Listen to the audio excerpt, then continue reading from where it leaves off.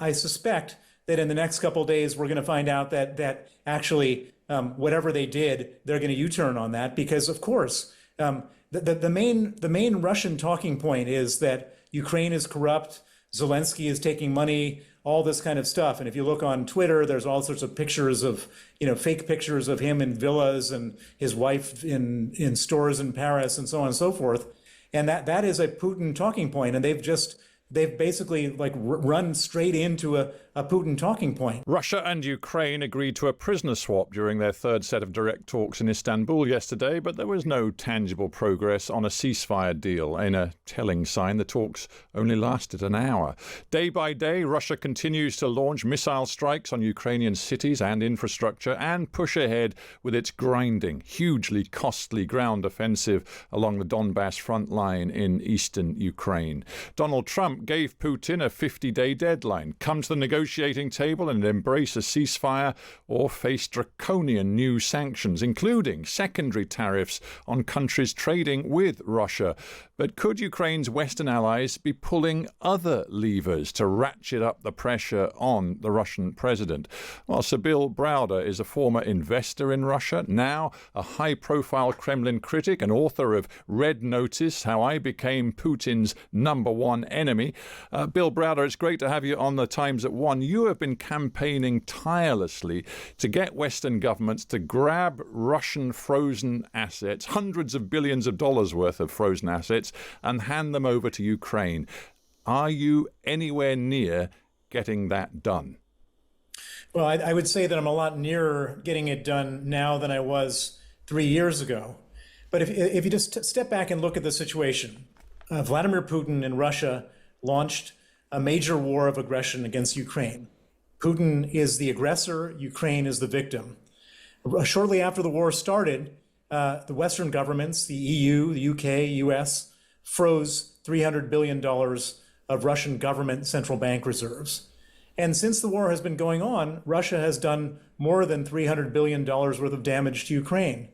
And so it's sort of the obvious thing to, instead of us paying to support Ukraine, that Putin should pay to support Ukraine. And for a while, there was a lot of pushback in my conversations with different governments. But as time has gone on, there's been less pushback. A decision has been made recently to take the interest on the $300 billion and give it to Ukraine for their defense. But I continue to push very hard to not just go for the interest, but to go for all the money. The whole point of the Western position on Putin's invasion of Ukraine was that it was fundamentally illegal. And isn't it actually also illegal to unilaterally grab state assets in the way that you want? And that's why some Western government leaders are refusing to listen to your message. Well, so here you have a conflict of law. It's not legal to invade a foreign country and to do $300 or $400 billion worth of damage. And it's also not legal, or I should say that Russia has been standing behind what they call sovereign immunity to say our money is protected because we're a sovereign state. You can't seize our embassy, you can't seize our money. When you have a conflict of laws like that, then comes the question, well, what do you do with this conflict of laws?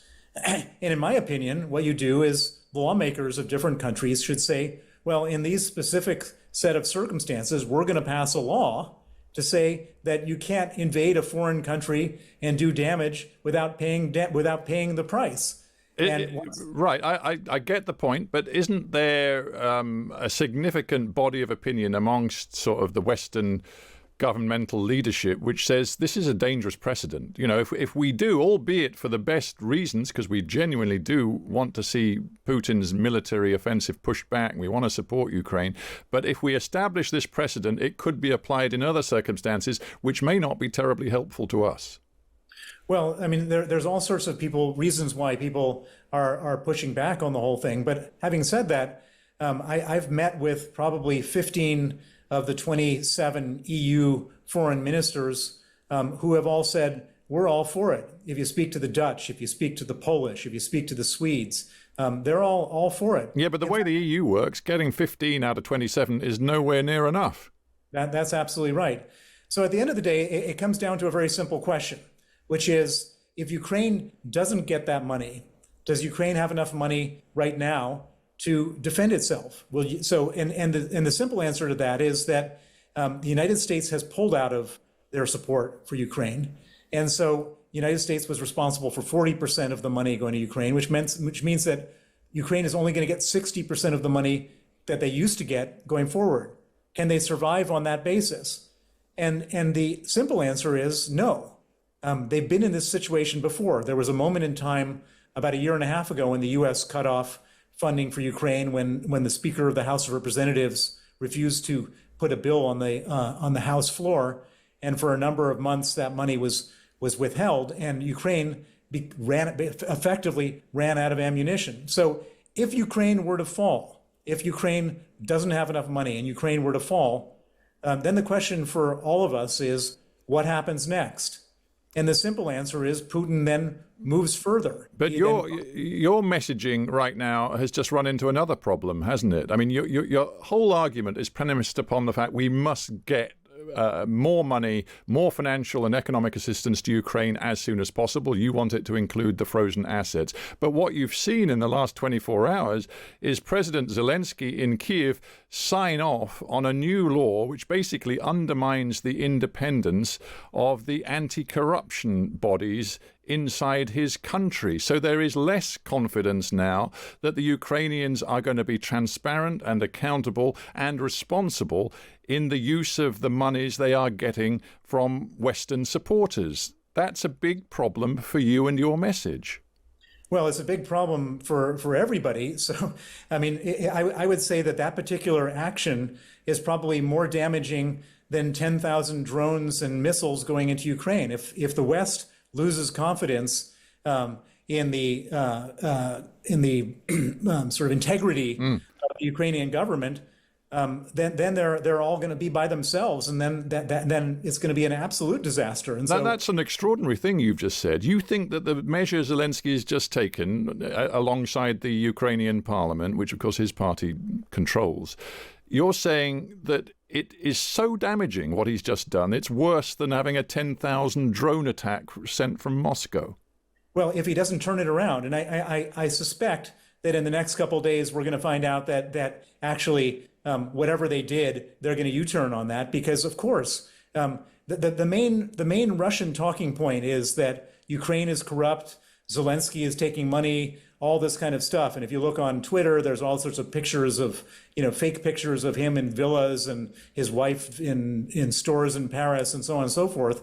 And that is a Putin talking point. And they've basically run straight into a Putin talking point. If they don't run out of that talking very quick, they're going to find themselves having a lot of trouble continuing to get foreign aid to fight back against the Russians. Have you been making your view of how damaging this is plain to the Ukrainians in the last 24 hours? I have, and I'm doing it right here on your show. It's obviously a disaster, and the Ukrainian people think it's a disaster. People are out on the streets in the middle of a war protesting this thing. They've got to fix it, and I'm sure they will. I can't imagine that, given what's at stake, they're not going to fix this. Well, we'll see, won't we? But why do you think it's happened? What is going on in Kyiv right now that makes it possible for Zelensky and his people to think this was a wise and acceptable move? Well, there are so many different layers of intrigue in all these places, and of course, it's very difficult to manage a wartime situation. Perhaps Zelensky got mad at whoever was in this anti-corruption organization because they weren't going after the people he thought they should be going after. I don't know. I don't have any inside information on what drove them to this clearly bad decision, but it's a bad decision and they have to fix it. And I would be very surprised if they didn't, because what's at stake is so significant that their entire existence is at stake as a result of this. What difference will it make in Washington, do you think? I mean, I know you're based in London now, but you spend an awful lot of time talking to people in the United States still. And of course, you have wanted to see Donald Trump be much firmer and clearer in his support of Ukraine. Where are we, do you think, now with Trump and his policy on Ukraine? Well, so Trump's policy on Ukraine, and I should say the MAGA policy on Ukraine, is to let the chips fall where they may. Trump is no longer supporting Ukraine. There's a very strong argument within the MAGA movement that Ukraine is not America's business. Well, he is supporting Ukraine if he's serious about that 50-day deadline, because the clock is ticking. And if he sees that Putin is making no effort to come back to the negotiating table and get serious about a ceasefire, he says there'll be new severe sanctions on Russia, which you want to see. But not only that, he's going to punish countries like China and India who continue to consume Russian oil by putting a 100% tariff, US tariff, on those countries too. So, I mean, that's significant, isn't it?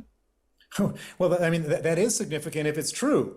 But you should understand that this is the fifth time that Trump has made an ultimatum on Putin that he hasn't followed through with any consequences. And by the way, this is happening in the context of a major Senate bill sponsored by Lindsey Graham, one of Trump's allies, which would impose 500% tariffs on China and India for buying Russian oil. That bill has 84 Senate co-sponsors, 84 out of 100. And so it would pass immediately if it was voted on. Trump has told Lindsey Graham, don't do that. And then all of a sudden he's come up with this way of basically pushing this into the long grass. And so I'm not sure that this is Trump getting tough. This may be Trump just trying to take the steam out of Lindsey Graham's 500% tariff bill. Bill Browder, we have to end there, but it's great to have you on the Times at 1. Thank you very much for joining us.